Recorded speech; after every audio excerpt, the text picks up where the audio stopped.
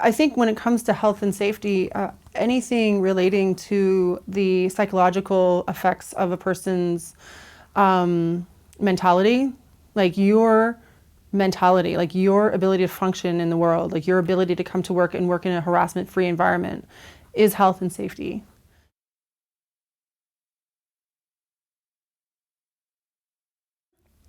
The same supervisor who I had to deal with in regards to my my health,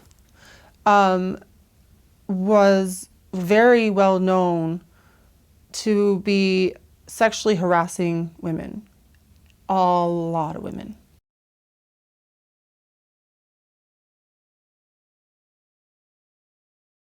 Our local union, however, did really a great job. They were supportive, they took all our calls, they had meetings with us.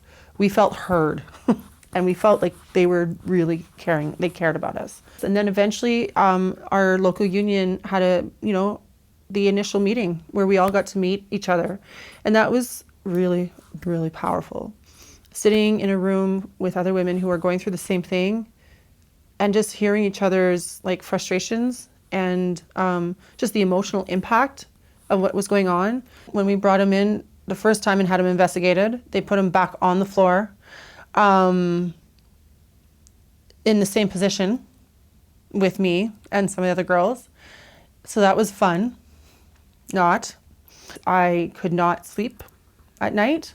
I could not concentrate. I could not, I was anxious, and I do not have anxiety, but when I'd walk into work, I would feel a high level of anxiety come over me to the point where I would feel sick to my stomach. I just felt like being in that environment, in that world of culture, it was very hard. The amount of steps that were taken, rewriting what happened, short form, 2 pages, 1 paragraph. It was just on a constant basis.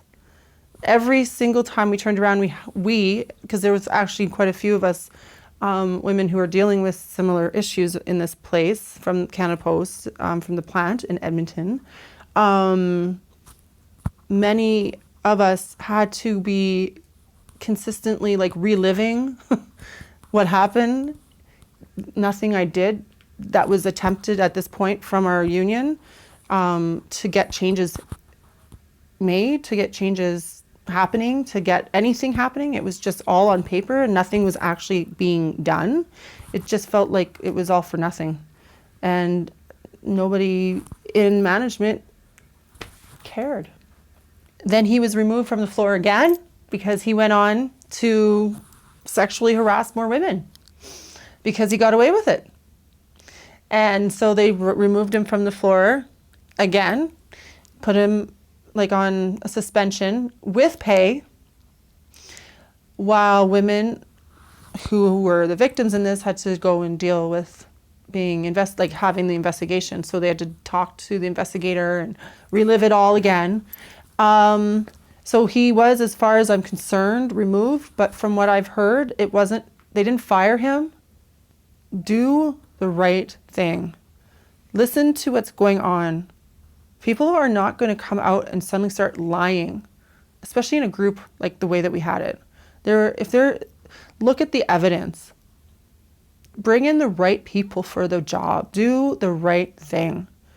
It's a person's life you're dealing with. There really is something very beautiful and positive when women come together and support each other. So we had each other's backs. We spoke to each other. We had, we were just, what's the word I'm looking for? We were able to just listen to each other's frustrations around what was going on at the workplace, and just how we constantly had to be reliving it and rewriting everything again in different ways, just because one avenue wasn't being handled properly and we had to do another one. So, we had this connection between us dealing with what was going on.